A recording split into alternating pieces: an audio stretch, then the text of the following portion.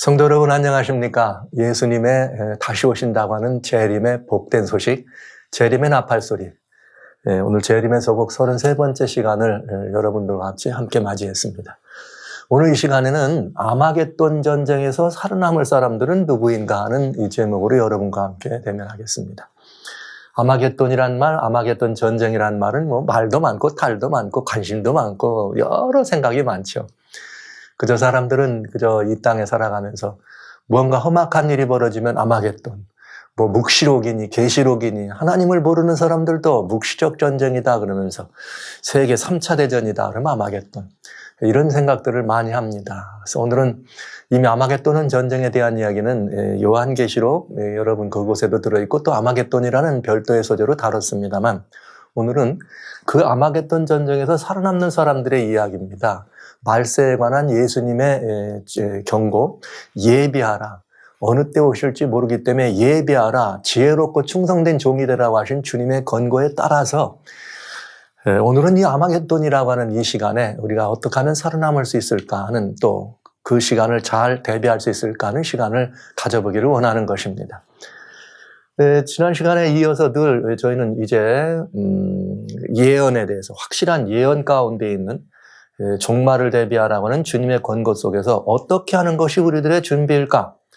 하나님과의 관계에 관련되어 있는 영적인 준비, 그 다음에 또 실질적으로 현실적으로 우리들이 준비할 필요가 있는 것인가, 이런 문제들을 다루게 되겠습니다. 그런데 지난 시간에는 마지막 7재앙 속에 있는 그리스도인이다, 즉 짐승의 우상에게 경배하고 짐승의 표를 받으라고 강요하는 사건이 벌어지면 뭐가 온다고요? 7재앙이 온다. 지구상의 모든 거민들에게 7재앙이 떨어지게 되겠습니다. 그러나 거기서 누구만 살아남는다? 그리스도인만 살아남는다. 그들은 하나님의 계명과 예수의 증거를 가진 사람들이었다를 보았습니다. 이 시간에는 또 뭔가 아마겟돈이라고 하는 역사의 마지막에 있을 거대한 전쟁이죠. 뭐 사람들은 두려워하기도 하고 이것 때문에 굉장히 많은 의미심장한 해석과 이해들을 가지고 있는 것도 사실입니다. 그러나 오늘은 아마겟돈 전쟁 속에서 있는 그리스도인, 아마겟돈 전쟁은 7재앙이라고 하는 이 재앙이 떨어진 그 중간에 일어나는 일이기 때문에, 중간과 마지막, 우리는 다시 한번 이 예언에 관련된 부분이기 때문에 그 속에서 이 사실들을 찾아봐야 합니다. 어쩌면 이제 구속의 역사가 선과학의 대쟁투의 역사인데, 선과학의 대쟁투에서 마지막 전쟁이 아마겟돈 전쟁이 되겠죠. 그렇다면 이 아마겟돈 전쟁은 죄악의 심판이 항상 예언되고 경고가 주어진 것처럼 이런 이 하나님이 마련하신 심판의 시간이 될 수 있다. 그러니까 어둠의 입장에서는 아마겟돈 전쟁이지만 빛 밝은 하나님의 입장에서는 그건 사단이 자충수를 든 거죠. 자신이 심판당한다고 하는 그런 입시가 되겠습니다. 자, 그러면 이것이 요한계시록 속에 들어와 있어야 되기 때문에 여러분들은 계속해서 이 요한계시록에 나와 있는 계시록의 일정표들을 살펴보실 필요가 있습니다. 저는 지난 그 대재앙에서 볼 때도 그런 말씀을 드렸습니다만, 계시록의 예언에 들어있는 마지막 계시록 12장 17절부터, 즉 12장부터 되어 있는 요한계시록의 종말적 계시라고 하는 12장부터 나오는 그 계시를 도표화해서 여러분들에게 한 장으로 이렇게 요약해 드린 거예요. 이 도표가 여러분들 이 마음속에 이렇게 꽉 차 있었으면 좋겠다, 그런 욕심이 있어요. 그래서 저희가 제자사역을 하면서 이 제자사역에 함께 하신 분들에게는 늘 제가 이 도표를 말씀드리면서 요한계시록은 이제 우리들에게 잊혀져서는 안 되는 거기 때문에 최소한 한 달에 한 번쯤은 좀 정독을 하시면 좋겠다, 이런 말씀을 드리죠. 계시록 길지 않습니다. 그거 뭐 빨리 읽는 분들은 2시간, 또 이렇게 3시간이면은 생각 좀 해가면서도 충분히 읽을 수 있으니까요. 그러나 이 도표가 마음에 있는 분들은 읽으실 때 진도도 빨리 나가고도 이해도 빨라질 수 있습니다. 자, 이렇게 말씀을 드리면서 이 가운데 마지막으로 짐승과 짐승의 우상이 세워지는 일이 벌어지면 7재앙이 떨어진다. 그럼 7재앙이 떨어지면 7재앙 가운데 5번째부터 7번째, 5째, 6째, 7번째 상황에 짐승의 보좌, 즉 하나님을 대적하는 바벨론 나라가 멸망하고 영적인 걸 말한 거죠. 음녀 바벨론이 멸망하면서 그것은 곧 거짓 종교의 허구가 드러납니다. 그러니까 바벨론은 정치와 종교가 합동된 세력이니까 먼저 뭐가 망하느냐? 종교적 바벨론이 망하는 거예요. 그 다음엔 또 뭐가 있어야 돼? 정치적 바벨론. 그래서 종교적 바벨론이 망하면 정치적 바벨론을 모아서 전쟁을 일으키는 것이 아마겟돈 전쟁이다. 자, 이렇게 되어 있습니다. 그러면 오늘 그 아마겟돈 전쟁과 그 속에 있는 그리스도인에 관한 이야기이기 때문에 요한계시록 16장에 이 아마겟돈 전쟁과 관련되어 있는 매우 중요한 부분을 구체적으로 언급한 성경을 좀 보도록 합니다. 계시록 16장 12절로 16절에 보면 무슨 말이 있는가? 여섯째가 그 대접을, 그러니까 일곱 대접을 가진 일곱 천사라 그랬어요. 이것을 우리는 일곱 재앙이다 그랬습니다. 여섯 번째 재앙을 가진 대접을 큰 강 유브라데에 쏟았다. 강물이 말라서 동방에서 오는 왕들의 길이 예비되더라. 잠깐 아까 지난 시간에 좀 바벨론 멸망 때 이 말씀을 좀 드렸습니다만, 또 그 다음에 여기 이제 하나가 있고, 그 다음에 또 뭐냐, 또 내가 보면 개구리같이 더러운 새 영이 용의 입과 짐승의 입과 거짓 선자 입에서 나오더니 무슨 일을 하느냐? 저희는 귀신의 영이라. 그러니까 이 세 개가 다 합동된 귀신의 영이라는 거죠. 이적으로 온 천하 임금들에게 가서 하나님 곧 전능하신 이의 큰 날의 전쟁을 위하여 그들을 모으더라. 이렇게 돼 있어요. 그러면 하나님 곧 전능하신 이의 큰 날은 무슨 날이에요? 예수님 재림하시려 여호와의 큰 날이니까. 보라, 내가 도적같이 오리니 누구든지 깨어 자기 옷을 지켜 벌거벗지 않고 다니지 아니하며 자기의 부끄러움을 보이지 않는 자가 복이 있도다. 이건 아마겟돈이라고 하는 전쟁 속에 있는 그리스도인들을 대상으로 하신 말씀이고요. 그러면서 이 세 영이 귀신의 영이죠. 합치면 히브리음으로 아마겟돈이라고 하는 것으로 왕들을 모으더라. 이제 이렇게 돼 있어요. 이제 이 시간에는 여러분들과 같이 아마겟돈이 무엇을 의미한다 뭐 이런 것보다는 아마겟돈 전쟁의 의미를 여러분들에게 말씀드리면서 아마겟돈 주어진 오늘 이 주제를 좀 다뤄보도록 합니다. 뭐 아마겟돈이라고 하는 말이 이제 뭐 할무기또, 할무헷또라고 하는 이 히브리음 속에서 이걸 음가를 번역하면 생긴 말이다 이렇게 얘기할 때. 아마겟돈이 실제 할무겟도 하면은 산의 이름이 될 수 있고 또 할무헷도 그러면 하나님의 북극 지폐 큰 산이라고 하는 거기에도 또 이 지폐 하나님의 지폐라니까 아마겟돈이 그저 이렇든 저렇든 하나님의 전능하신 큰 날에 전쟁을 위하여 모여지는 이런 사실인 것을 알 수가 있네요. 자, 어쨌든 아마겟돈은 그쯤만 보고요. 이제 보게 되어 있습니다. 아마겟돈 전쟁은 읽으신 대로 누가 일으킨 전쟁이에요? 사단이 귀신의 영이 돼가지고 하나님의 날에 전쟁을 위하여 모으는데 어디로? 아마겟돈이라고 하는 곳으로 모았다 그랬으니까 누가 마련한 전쟁이냐? 사단이 마련한 전쟁입니다. 그런데 거기 먼저 뭐라고 돼 있느냐? 동방에서 오는 왕들의 길이 예비된다 이렇게 돼 있어요. 여섯째가 대접을 큰 강 유브라데에 쏟음에 강물이 말라서 동방에서 오는 왕들이 예비되더라. 그래서 이걸 보고 소위 세대주의자들, 이런 세대주의 성경에서 보는 사람들은 동방에서 오는 왕들이다. 그러면 이건 중국이다.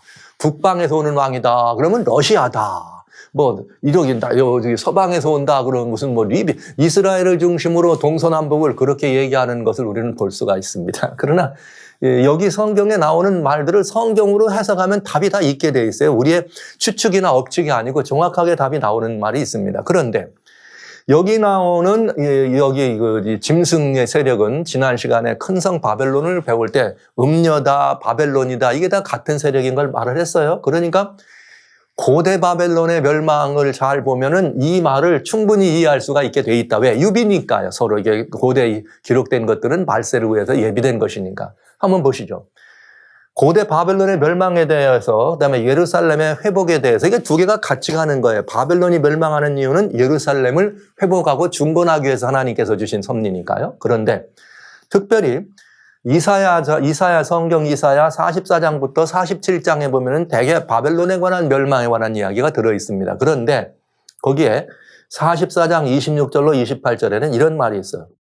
내 종의 말을 응하게 하며 내 사자의 모략을 성취하게 하며 예루살렘에 대하여 이르기는 거기 사람이 살리라 하며 유다 성읍에 대하여 이르기는 중건될 것이라 내가 그 황폐한 것들을 복구시키리라 하며 이렇게 돼 있네요. 그런데 여기 이 말씀에 주님의 사자에 이런 그 모략을 서게 한다 이런 표현이 나와 있는데 여기 이어서 나가는 이사야 45장에는 뭐라고 말씀이 되어 있느냐면은 45장 1절에는 이렇게 되어 있어요. 나 여호와는 나의 기름받은 고레스의 오른손을 잡고 이렇게 되어 있습니다. 즉 하나님의 기름 부음을 받은 자예요. 기름 부음을 받은 자를 보내서 열국을 황폐케 하면서 쳐들어와서 바벨론을 어떻게 하는 거예요? 망하게 하면 그 다음에 뭐가 되는 거예요? 예루살렘을 회복하는 일이 이루어질 거다. 이렇게 된 거죠. 그래서 바벨론을 멸망시키는데 뭘 하겠는가? 기품에 대하여 이르기를 마르라. 내가 내 강물들을 마르게 하리라 하며 나오죠. 고레스에 대하여 이르기는 그는 나의 목자라. 사자의 모략 목자라. 나의 모든 기쁨을 성취하리라 하며 예루살렘에 대하여 이르기를 중건되리라. 그러니까 고레스라고 하는 이 페르시아의 국부였던 고레스는 누군가? 하나님의 목자예요. 아까 45장 1절은 기름 부음을 받아 메시아를 예표하고 있네. 딱 나오죠. 메시아를 예표하는 하나님의 사자로서의 역할을 하는 선택된 백성임을, 선택된 사람임을 압니다. 성경은 정확하게 이 고레스가 태어나기 한 이사야 선지자니까 한 200년 전쯤에 고레스라고 하는 이름까지 정해놓고 사람 이름을 정하고 이렇게 불러내셨습니다. 기름 부음을 받은 자라 말씀하시면서 무엇의 예표예요? 메시아의 예표였습니다. 그 메시아의 무슨 예표냐? 바벨론을 어떻게 하고 망하게 하고 예루살렘을 다시 세우는 것. 그런데 바벨론을 어떻게 멸망하느냐? 기품에 대하여는 마르라. 내가 내 강물들을 마르게 하리라. 이렇게 돼 있어요. 근데 이게 무슨 사건이었느냐? 사실 고레스라고 하는 임금이 기원전 539년 10월 13일에 이제 이 바벨론을 멸망시킬 때 어떤 일이 있는가 하면 그때 당시 고레스는 메대라고 하는 나라와 함께 연합국입니다. 사실 메대 나라는 외할아버지 나라예요. 외할아버지 나라. 그러니까 그 나라는 쳐들어가서 정복하지 않고 그 나라를 어떻게 합니까? 합병합니다. 그래서 메데바사라고 성경엔 이렇게 나와요. 그러니까 메디아라고 하는 나라와 페르시아는 두 나라지만 그 내용은 어떻다? 한 나라와 같이 이 가족들의 나라다 보시면 돼요. 그래서 메대 나라의 장孙고브리아스를 바벨론을 포위시키고 고레스는 어디로 가느냐? 유브라데스강 상류에 가가지고 수공을 써요. 강물을 막아서 강줄기를 돌려. 그러니까 밑으로 내려가는데 바벨론 도성 밑으로 들어가던 강물이 마르니까 그 해자를 팠던 그 밑으로 들어가서 그날 밤 바벨론을 멸망시키는 겁니다. 정확하게 고대 바벨론이 강물을 마르게 하리라는 말씀을 성취하는 것을 알 수가 있습니다. 그날 밤 다니엘서는 뭐라 그랬는가? 베레스는 왕의 나라가 바벨론이죠. 나뉘어서 메대와 바사 사람에게 준바되었다. 그러니까 메대 왕, 바사 왕. 그래 처음에 메대 사람 다리오가 나라를 얻었는데 이 사람은 메디 사람이에요. 그러나 이 나라가 다리오로 왕으로 들어갔지만 또 실제는 또 누가 원래 왕입니까? 고레스예요. 그래서 왕이 아니라 메대와 바사 하면 왕들이 되겠네요. 그죠? 메대와 바사의 연합국에 의해서 멸망합니다. 그런데 동방에서 오는 왕이라 그랬죠. 여기 이사야 46장 1절에 벨은 엎드러졌고 누버는 구부러. 이건 바벨론이 망한다 이 소리예요. 바벨론이 망하는데 왜 이게 바벨론이 망하느냐? 46장 11절 내가 동방에서 독수리를 부르며 먼 나라 나의 모략을 이룰 사람을 부를 것이라. 동방에서 누굴 불러요? 독수리. 메대 사람, 페르시아 사람. 동방은 여러분 보세요. 바벨론의 오른쪽이 동방인데 지도를 보시면 오늘날로 말하면 이란과 같죠. 페르시아. 거기에 동방이죠. 그러니까 고레스를 동방에서 불러왔다 이 말이에요. 동방에서. 여기는 동방에서는 왕들의 길이 예비된다. 고대 바벨론이 멸망할 때 동방에서 오는 왕들의 길이 예비되는 게 너무 분명하죠. 그런데 이사야 41장 25절에는 내가 한 사람을 북방에서 오게 하며, 그러니까 바벨론에서 봤을 때는 동방이기도 하고 북방, 동북방향이라고도 합니다. 그리고 또 뭐라 하겠냐면 사실은 뭐냐? 이 북방이라는 말은 하나님의 역사의 의미가 있다는 말을 더 알 수 있고요. 내 이름을 부르는 자를 해돋는 곳에서, 동방이죠. 그 해돋는 곳, 동방에서 오게 하였나니. 그러니까 동방에서 오는 왕들의 길이 예비됐다는 말은 고대 세계의 바벨론이 멸망할 때 동방에 있는 나라들이 와서 유브라데 강물을 말리고 들어온 것처럼. 그런데 동방에서 오는 왕이 누구다? 고레스다. 그런데 그가 누구의 상징이다? 예수님의 상징이다. 이렇게 이해하시면 동방의 왕들을 금방 알아볼 수 있습니다. 보시죠. 고대 바벨론의 파멸이 있을 때 동방의 독수리로 하나님의 종 고레스가 쳐들어왔습니다. 어디를? 바벨론을. 페르시아의 고레스는 외할아버지 나라 메대와 연합합니다. 그러니까 왕이 아니고 왕들입니다. 유프라데스 강물을 말리고 바벨론을 공격합니다. 그 다음에 메대 다리오를 바벨론 왕으로 세우고 그 다음에 이 바벨론을 정복한 여기에 이렇게 이 원통형 기념비에 보면 나 배왕 고레스가 바벨론을 정복했다 이렇게 돼. 그냥 왕들의 길이 예비됐다는 말이 정확하게 성취되죠. 그 다음에 뭘 했느냐. 유대 포로 귀환령을 내리고 예루살렘 중건령을 내렸다 하는 게 고레스의 역사입니다. 그러니까 동방에서 오는 왕이 왔다는 말은 고레스가 왔다는 말은 뭐냐? 고레스는 기름 부음을 받은 자 목자로 구속주 누구의 예표다? 예수님의 예표다. 그러면 말세에 이렇게 마지막 바벨론이라고 칭호했던 짐승의 세력을 완전히 멸망할 때 큰 강 유브라데 강이 말랐다. 그럼 고대 바벨론의 유브라데 강물 마른 거하고 똑같잖아요. 그 다음에 또 하나가 뭐냐? 유브라데 물이 마르고 그 다음에 뭐가 동방에서 오는 왕들이 와. 그럼 뭐죠? 왜 오죠? 성도들을 예루살렘을 회복하고 성도들을 귀환하게 하려고 오잖아요. 고레스가. 그것처럼 누가 오시는 거예요? 예수님께서 마지막으로 어떻게 하는 거예요? 짐승과 그 세력을 다 정리하면서 이제는 드디어 뭐가 되는 거예요? 성도들을 새하늘과 새 땅으로 데려가시기 위해서 새 예루살렘 도성으로 데려가기 위해서 오는 예수님의 재림. 그래서 거기에 아까 뭐라 그랬어요? 전능하신 이의 큰 날을 위해 전쟁을 예비하는 사단, 그렇죠? 그를 진멸하기 위해서 예수님의 재림이 지금 막 진행되는 직전에 있는 사건이라는 걸 너무나 분명하게 이해할 수가 있습니다. 동방에서 오는 왕들은 중국에서 오는 그런 게 아니고요. 이 하나님 백성들이 이 지금 사단의 압제 아래, 짐승의 압제 아래 있으니까 여기서 건져내기 위해서 누가 오시는 거예요? 예수님이 오시는 기름 부음을 받은 자 고레스, 기름을 받은 자 메시아이신 예수님이 오신다 이 말을 예비되더라니까 예수님의 재림이 준비되더라 이런 뜻이죠. 왜? 사단이 전쟁을 일으키면 이제 팡 치면서 완전히 이루어지게 되죠. 그러니까 여기 동방에서 오는 왕들이라 그러면 예수님의 재림이 준비되는 것임을 아주 너무나 이렇게 분명하게 알 수가 있네요. 굉장히 중요한 사건, 굉장히 중요한 시간이 되겠습니다. 자, 여러분 여기에 너무나 분명합니다. 그러니까 다른 이런 거 해석할 방법이 없고 해석할 필요도 없어요. 고대 바벨론, 말세 바벨론. 왜? 지난 시간에 우린 바벨론의 멸망을 고대 바벨론도 봤고 마지막 시대의 바벨론도 봤잖아요. 자, 그런데 사단이 이 아마겟돈 전쟁을 위해서 준비하는데 뭘 준비하느냐? 예수님의 재림이 이제 준비된 거예요. 짐승의 보좌가 멸망하면서 바벨론이 멸망하면서 이스라엘 포로가 귀환하게 되는 거와 마찬가지로 자, 그런데 이제 동방에서 오는 왕 예수님이 재림이 준비되는데 이번엔 누가 또 준비해? 사단은 개구리 같은 새 더러운 영이 용의 입과 짐승의 입과 거짓 선자 입에서 나오니 저희는 귀신의 영이라. 그러니까 귀신의 영이란 말은 사단이라 이 말이죠. 사단의 영이다. 그 다음에 이적을 행해서 온천하 임금들에 가서 하나님의 전능하신 날에 전쟁을 위하여 그들을 모으더라. 그런데 어디로 모았느냐? 여기 16절에 새 영이 히브리임으로 아마겟돈이라고 하는 것으로 왕들을 모으더라. 그래서 아마겟돈에서 일어나는 전쟁이죠. 그건 무슨 전쟁이에요? 예수님의 재림을 어떻게 하는 전쟁? 막기 위한 전쟁이 되겠네. 그런데 누가 역사한다? 사단의 삼위일체. 보시죠. 사단이 하나님을 모조하고 모방하려고 그래서 그래요. 용은 사단의 본체예요. 용은 사단의 본체. 짐승은 이 본체는 가만히 이렇게 있고 그 다음에 본체의 형상으로 역사해.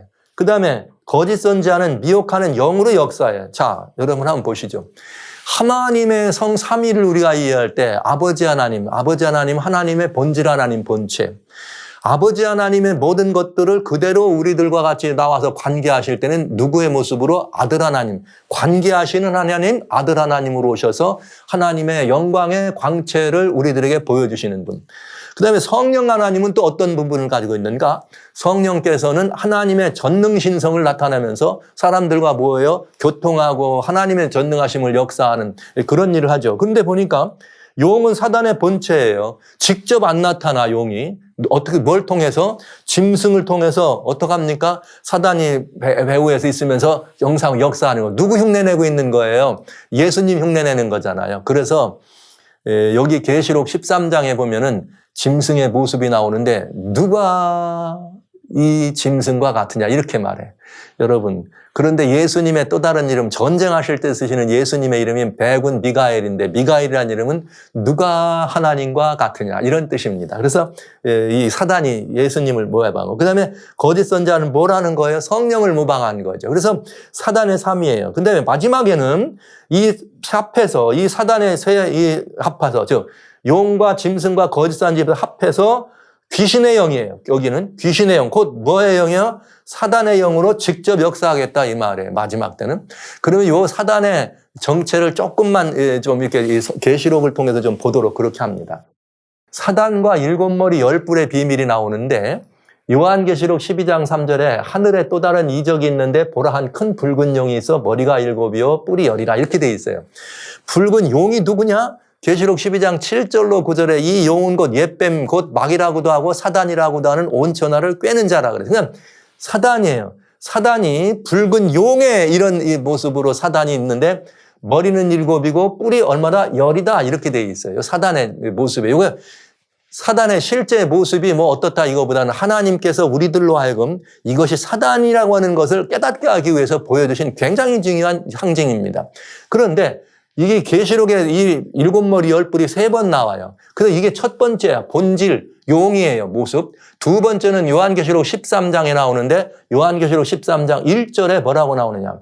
내가 보니 바다에서 이번에 뭐가 나와요? 한 짐승이 나오는데 아까 짐승이 뭐라 그랬어요? 본체의 형상으로 나오는데 뿔이 열이요 머리가 일곱이다 이렇게 돼 있네. 예.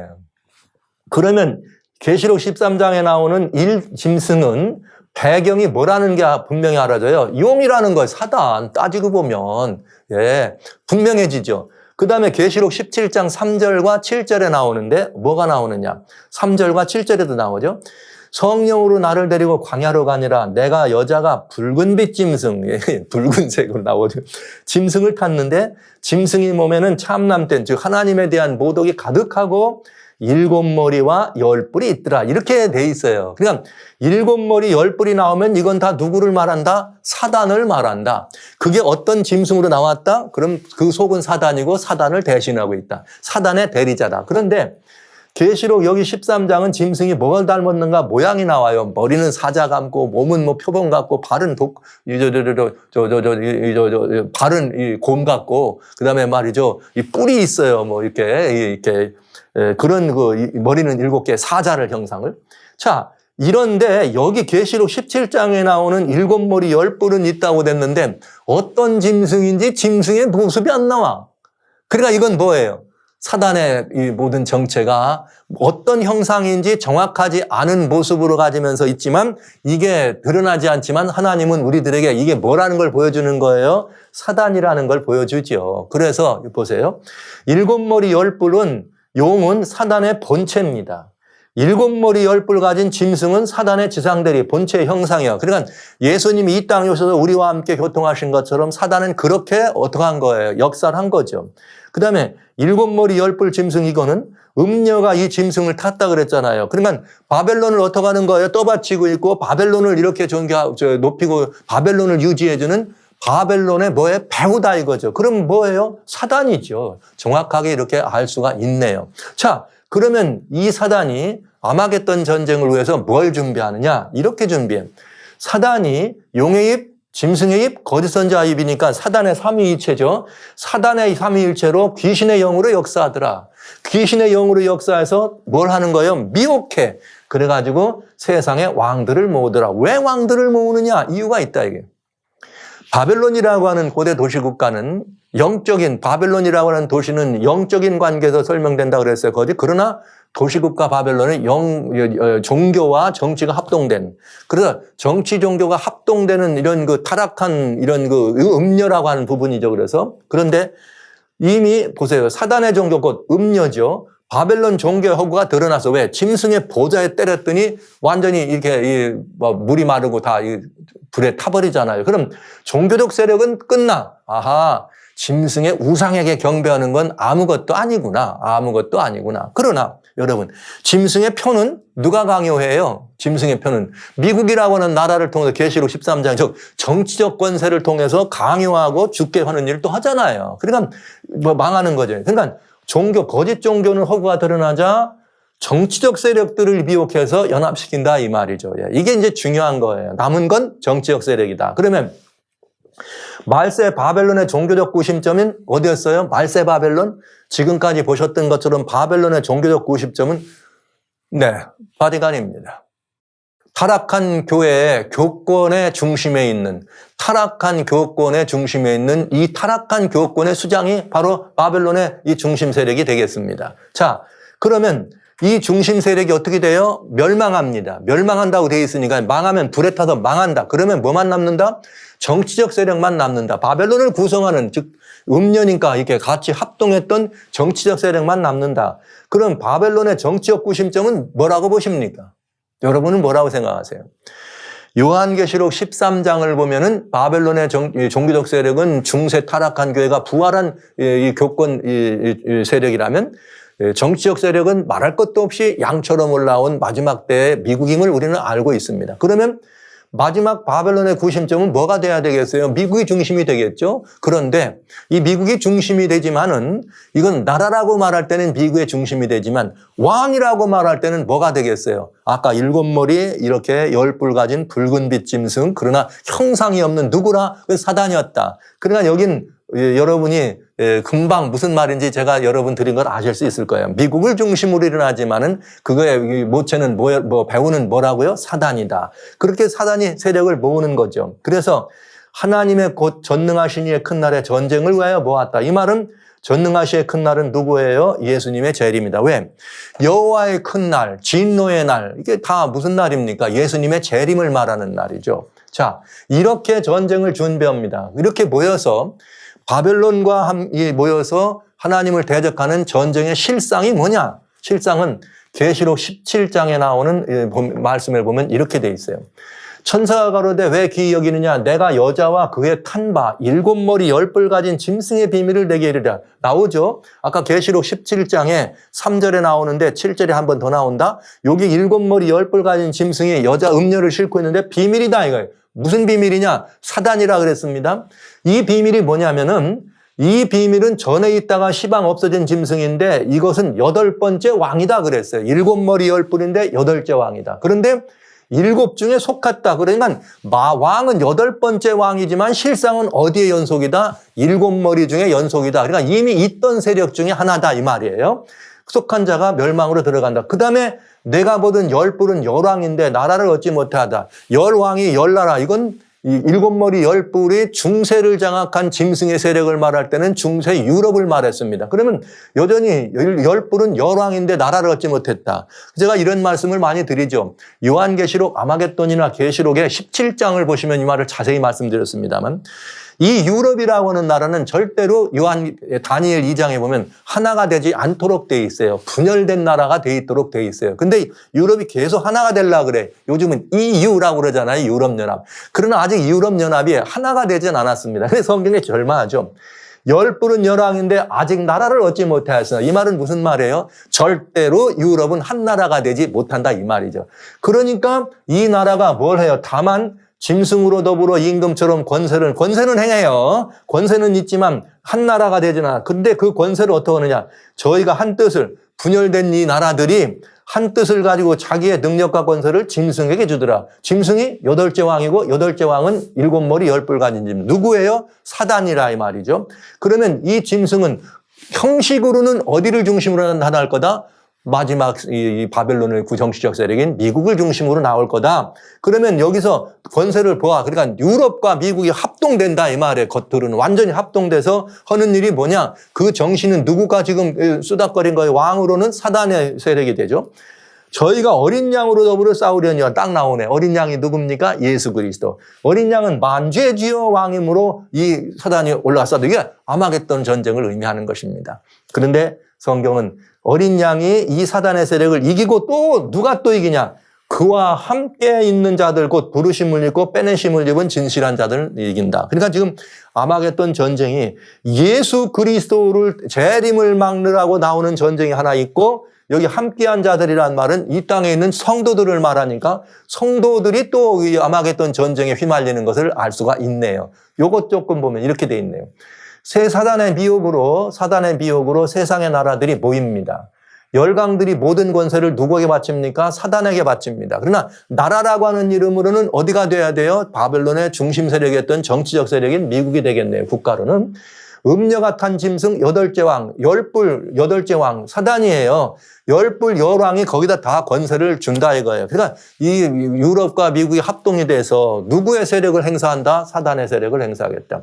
어린 양 곧 만주의 주 만행한 예수님과 싸우는데 이게 뭐예요? 아까 동방에서 오는 왕의 길이 예비되더라. 이 말이 딱 맞잖아요. 만왕의 왕, 만주의 주, 예수님 오시는. 그래서 해돋는 데로부터 오는 왕의 길이 예비되더라 그랬잖아요. 드디어 아마겟돈으로 모여들으니까 예수님이 왕만의 왕으로 오시겠다.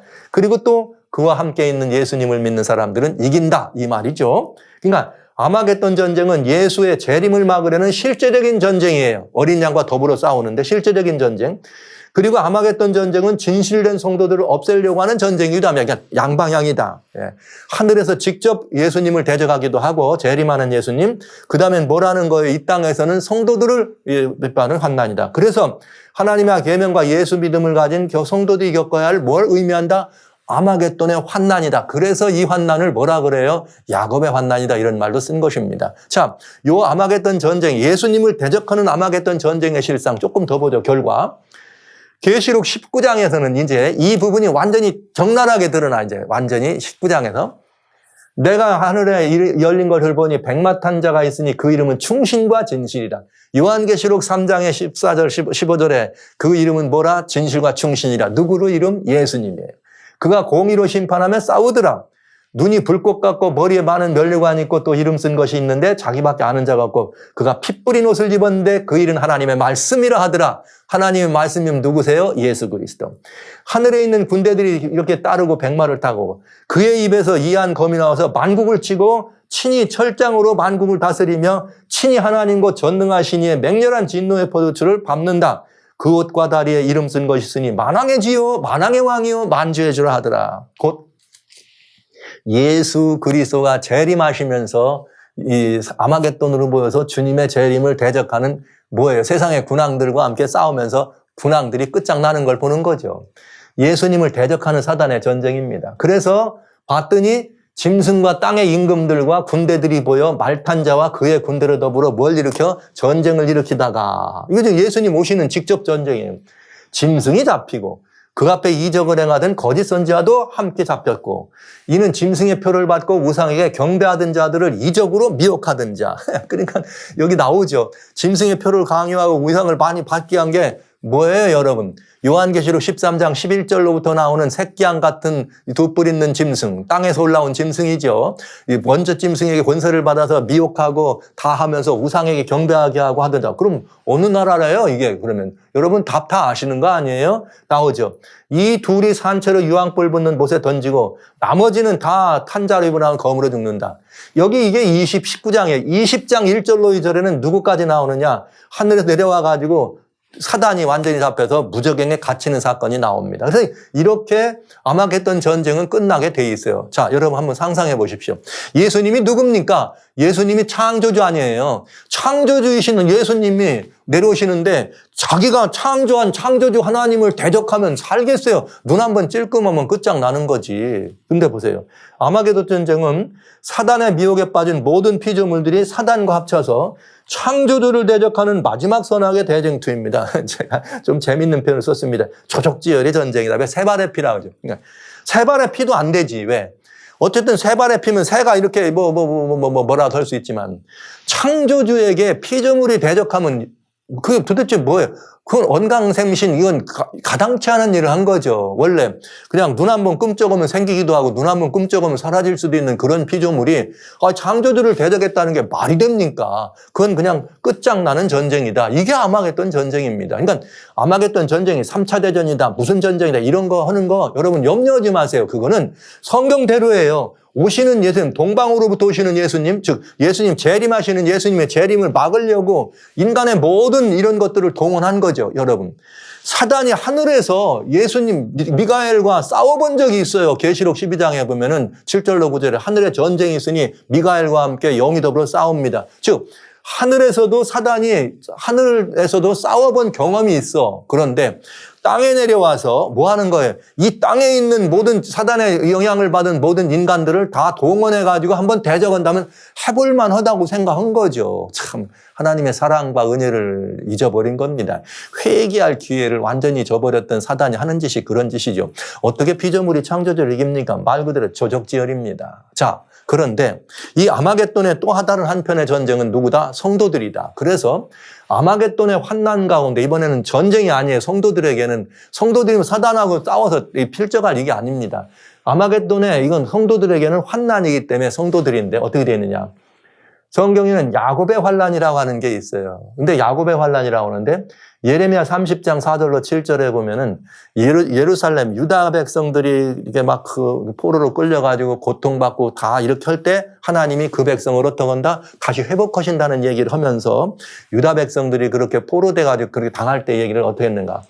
여호와께서 이스라엘과 유대에 대한 말씀이 이러하니라. 여호와께서 이같이 말씀하되 우리가 떨리는 소리를 들으니 두려우며 평안함이 아니로다. 저희는 자식을 해산하는 남자가 있는가 물어보라. 남자마다 해산한 여인같이 손으로 허리를 짚고 얼굴빛이 창백하여 보이면 어찌미냐. 이 말은 무슨 말이냐.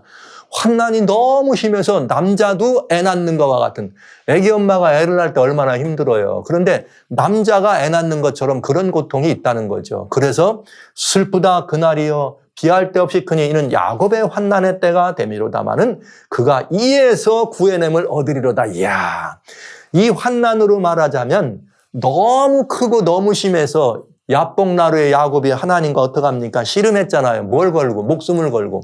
살려달라고. 그런 씨름 아닙니까?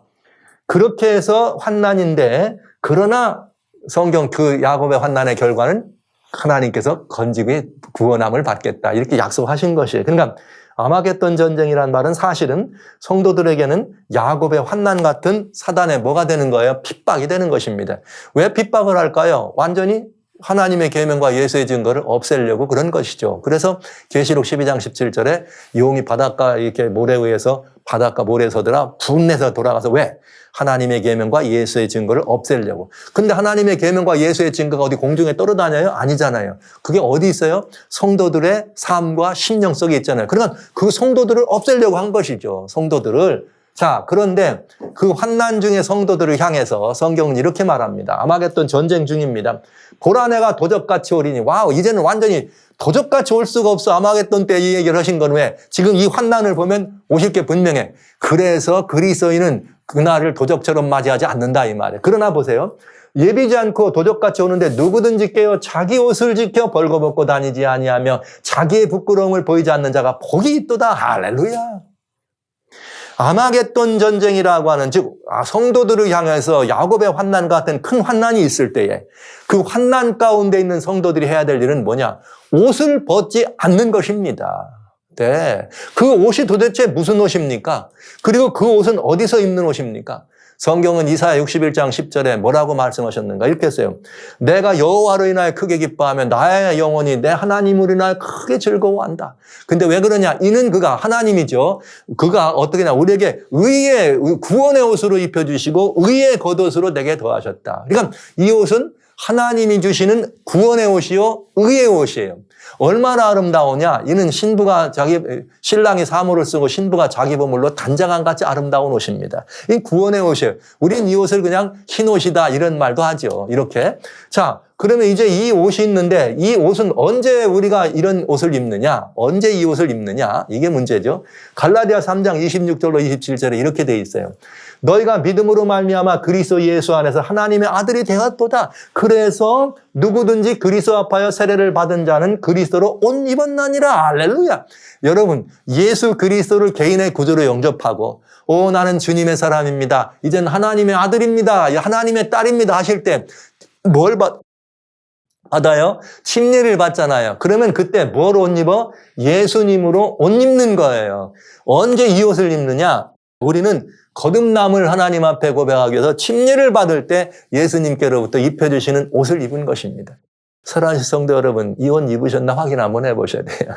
나는 구원의 옷을 입었는가? 나는 의의 옷, 용서의 겉옷을 입었는가? 따져보시기 바랍니다. 그런데 개인적으로는 예수님을 영접할 때 입는 거죠. 그런데 이 개인들이 이 옷을 입은 사람들이 모인 게 뭐예요? 교회예요. 네, 기독교죠.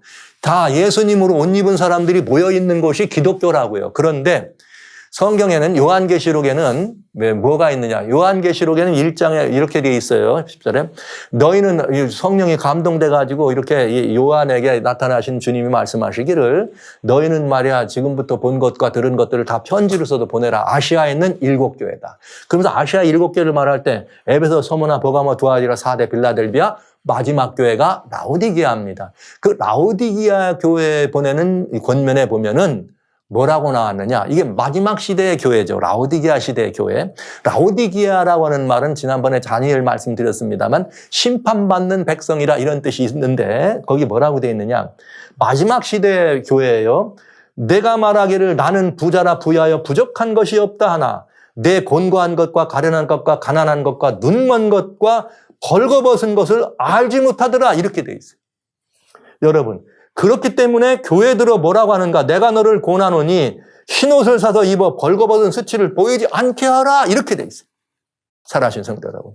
성도 한 사람 한 사람이 예수님의 옷으로 입었습니다. 이들이 모인 것이 교회입니다. 그런데 성경은 이 마지막 시대의 교회를 향해서 너희가 이 흰옷을 입지 않았다. 이 옷을 입지 않았다고 말한 거예요.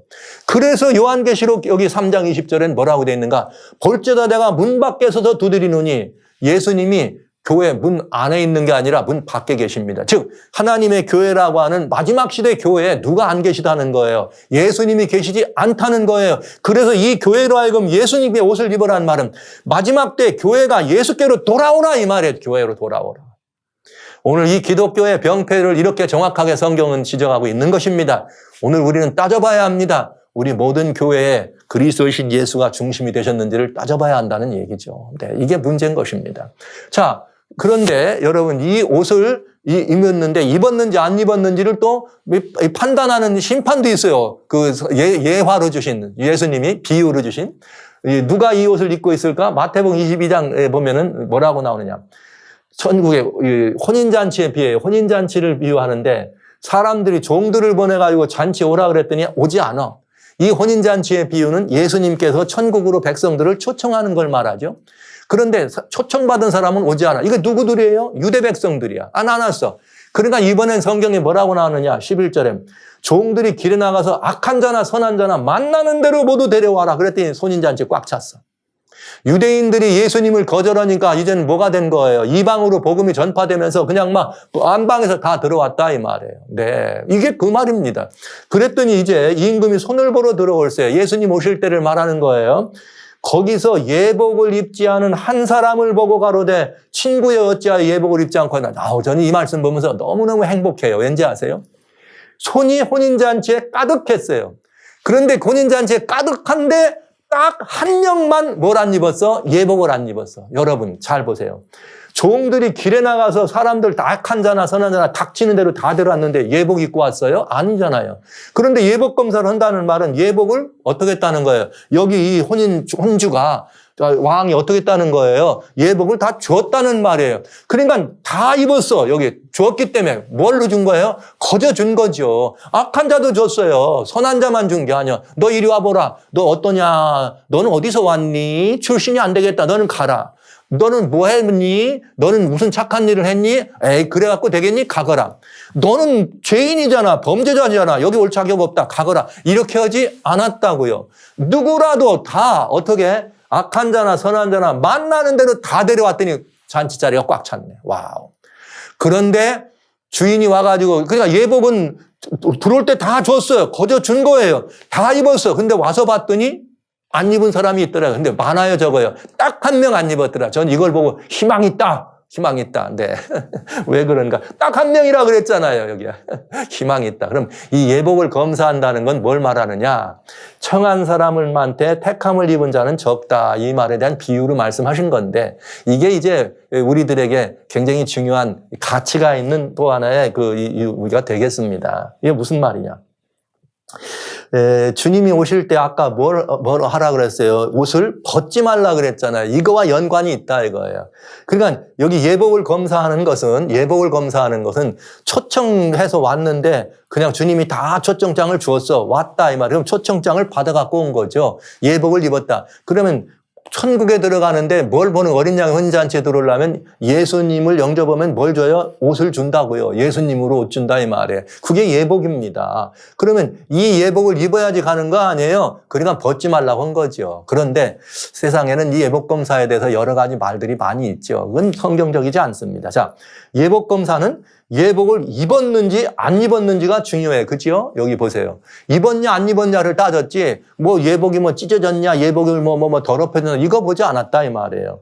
예복에 어울리는 성품 예의 인격을 갖췄는지가 아니야. 예복을 입혀줬는데 너는 옷하고 네 하는 행동을 보니까 어울리지 않는다. 너는 예복을 입을 자격이 없다. 이런 걸 한 게 아니라 이 말이에요. 그러니까 예복 검사는 성품의 완전을 검사하는 것이 아니다 이 말이에요. 그러나 오늘날 여러 많은 교회들은 보라고 하늘나라 가기 전에는 예복 검사가 있는데 이 예복 검사는 성품의 완전을 검사하는 거다. 거기 왔을 때 안 어울리면 다 내쫓는다. 그러니까 풍성 변화해야 된다고 풍성 변화해야 된다. 이렇게 말하는 사람들이 너무나 많더라. 그런 교회가 많이 있다는 거죠. 이건 성경의 가르침은 그거 아니에요. 너 예복 입었냐 안 입었니가 중요하다 이 말이에요. 지금 여기에 누가 왔어요? 악한 사람도 왔어요. 언제 이 사람들이 잔치 자리에 왔다가 아이고 내가 이거 주님 믿고 이거 옷 줬는데 이 옷에 맞춰야 되겠다 해가지고 언제 경건하고 변화되고 이런 삶이 있습니까? 아니거든요. 그러니까 예복검사는 그런 것이 아니다. 그러나 누구라? 우리가 다 악한 자나 선한 자나 누구가 다든지 입을 읽을 수 있다. 그런데 여러분 환난을 이기는 중요한 비결은 뭐냐? 이거예요. 계시록 16장 15절 다시 갑니다. 누구든지 내가 여기 누구든지야. 네 안에 뭐가 있느냐, 네가 안에 뭐가 있다 이런 게 아니에요. 무조건 누구든지 자기 옷을 지켜 벌거벗고 다니지 아니하면 부끄러움을 보지 않게 이렇게 돼 있어요. 놀랍습니다. 여기 누구든지 이 옷을 벗지 말으라 이 말이에요. 벗지 말으라 이 말이에요. 자기 옷을 벗지 않는 게 중요해요. 내 마음이 내 예복이 정말 아름다운데 내 마음이 아직 예복과 좀 어울리거나 안 어울리거나 이런 거 문제가 아니에요. 덜 어울려도 여기 뭐 이런 거 문제가 아니에요. 무조건 벗지 말라 이거예요. 자기 옷을 벗지 말라. 이게 성경의 매우 중요한 가르침입니다. 혹간 사람들은 뭐 하늘에 가려면 우리가 변화돼야 된다. 틀린 말은 아닙니다. 그런데 중요한 건 이거 있습니다.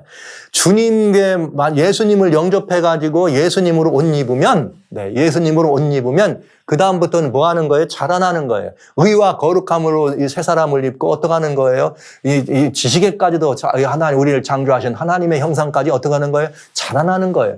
그리스도의 장성한 분량까지 자라나는 거예요. 그러나 어떤 사람은 거기까지 자라날 수도 있고 못 날 수도 있고 아직 조금 더 어린애 같을 수도 있습니다. 여러분 어린아이가 태어나가지고 가다 기면 걔가 사람 아닙니까?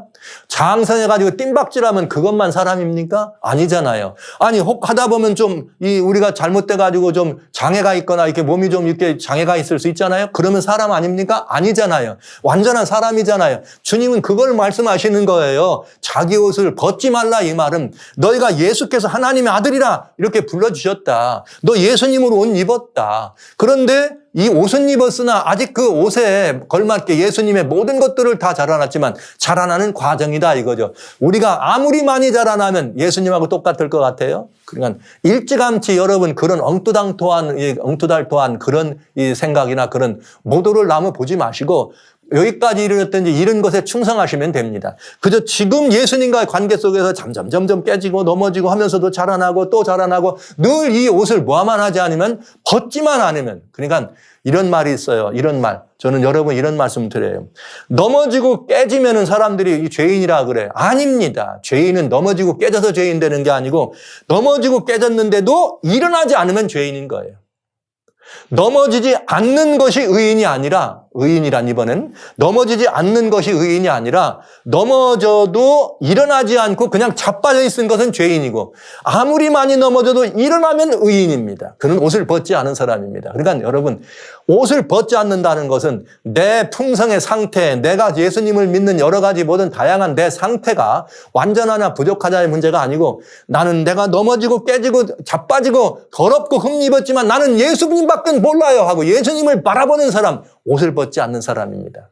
그래서 어린 양의 혼인잔치에 이 사람에게는 들어가는 특권이 예비되는 것입니다. 계시록 19장 7절로 8절에 다 아망했던 전쟁이 맞춰가면서 이런 말이야.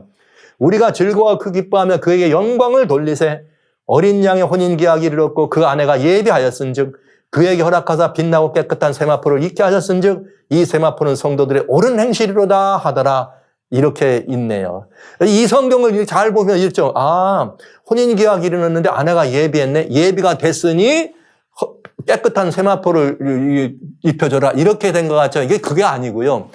깨끗한 세마포를 이미 주었기 때문에 그가 예비가 되었다. 이렇게 된 거예요. 그러니까 이게 무슨 말이냐. 어린 양의 혼인잔치에 들어갈 자격은 영접할 때 예수님으로 옷 입고 무하지 않았으니 그 옷을 벗지 않았으니 어린 양의 잔치에 들어가기가 예비된 사람이다. 이렇게 말한 것입니다. 이 옷은 왜 중요하냐? 이 옷을 입어야 이길 수 있습니다. 이 옷이 뭐냐? 예수의 증거거든요. 어떤 형편이든 사망이 눈앞에 사망 권세가 와도 두려워하지 않고 어떤 것이 다가와도 두려워하지 않고 예수의 이름으로 예수님의 이름으로 어떻게 하는 거예요? 이기는 거예요. 예수님의 증거를 가진 사람이 바로 입은 옷이 이 옷입니다. 거듭난 사람이 입는 옷을 말한 것입니다. 사랑하는 성도 여러분, 벗지 마시기 바랍니다. 이 말은 다시 말씀드립니다. 자빠지고 깨어졌다. 이거 자빠지고 깨어지지 말라는 게 아니라 자빠지고 깨어질 수 있다. 그러나 일어나라. 그러면 그는 이 옷을 벗지 않은 사람입니다. 그러나 자빠지고 넘어졌는데 아이고 표룩도 뭐가 있지 말이야. 내가 자꾸 이래가면서 주여 죄송해서 못 일어나겠습니다. 그냥 자빠지면 그는 죄인인 것입니다. 그러니까 사랑하신 성도 여러분, 자기 옷을 지켜 벌거벗고 다니지 아니하며 벗고 부끄러움을 보이지 않는 자가 복이 있다 그랬어요. 복이 있다고요. 복이 있다고요. 뭐 하지 않으면 벗지 않으면 명심해 주시기 바랍니다. 세계는 지금 흘러가는 방향이 굉장히 험악합니다. 짐승의 우상과 짐승의 표가 오고 있습니다. 재앙이 오고 있습니다. 아마겟돈, 환난이 오고 있습니다. 살아남을 준비는 돼 있는지 여러분 자신을 살펴보시기 바랍니다. 지금 성도 여러분, 우리 주변에 일어나고 있는 바티칸과 미국, 유럽, 전 세계의 여러 가지 현상들을 바라보면서 매우 이 진로가 빨리 여기 2030 어젠다와 그레이트 리셋의 진로가 빨리 가고 있음을 보게 되네요. 이 말은 짐승의 우상에 서고 짐승의 우상에 경배하게 하고 그 표를 강요할 일이 지금 눈앞에 보이고 있다 이 말이죠. 그렇다면 곧 재앙이 있고 아마겟돈의 환난이 옵니다. 우리는 이 아마겟돈 환난이라고 하는 걸 바라보면서 이거 굉장히 빨리 오고 있구나. 사단은 이미 일정까지 정했는데 이제 이런 게 되는 걸 보니까 이 일정보다는 당겨질 것 같은 느낌, 이 일정보다는 당겨질 것 같아요. 왜? 주님이 더 빨리 오실 것 같아요. 왜? 재림의 징조가 일어나고 있거든요. 완전히 지금 징조가 이렇게 일어나니까 사단이 급해. 빨리 뭐 해야 돼요? 자기 세력을 만들어야 될 거 아니겠어요? 누구를? 온 세계를. 그러니까 지금 마음이 많이 급해. 2030, 이거 뭐 여기까지 갈까요? 지금 그렇습니다. 오늘 중요한 건 이것입니다. 성도 여러분, 그대는 의의 옷, 구원의 옷, 예수님으로 옷 입었는가 하는 것입니다. 어떤 사전, 어떤 형편에도 끝까지 이 옷을 벗지 마시기 바랍니다. 아마겟돈의 시절이 우리 눈앞에 지금 다가오고 있는데 영화나 어떤 소설 속으로 들어가 있던 그런 얘기들이 아니라 이제는 구체적으로 현실적으로 우리 앞에 다가오고 있는 이런 환난이 다가오고 있네요. 지금 우리는 이런 환난의 시절이 눈앞에 거의 목격될 만큼 가까웠다는 것을 안다면 내가 지금 이 의의 옷, 이 구원의 옷을 입었는지를 확인해 보시기 바랍니다. 나는 예수님으로 옷 입은 사람인가? 그래서 이 예수로 옷 입었을 때 이 옷을 입고 이기고 승리하는 이 경험이 재앙 때나 짐승의 표가 강요돼도 상관없고 재앙이 와도 상관없고 아마겟돈 와서 가야말로 야곱의 환난처럼 다 죽이라 하는 이런 명령들이 내려져서 죽음을 가지고 찾아오는 이런 일이 있다 그래도 어떻게? 상관없는, 늘 이길 수 있는, 보장되고 준비되고 승리가 확실시되는 하나님의 언약의 약속, 이 말씀 안에 머무시면서 아마겟돈이 오고 있습니다. 성도 여러분, 예수님으로 옷 입으신 자신을 다시 한번 확인하고 이 옷을 끝까지 벗지 않기로 결심하시고 그리스도신 예수님과 함께 끝까지 붙들려서 예수님의 옷을 잘 지켜주시기를 주의 이름으로 축원합니다. 이것이 살 길입니다.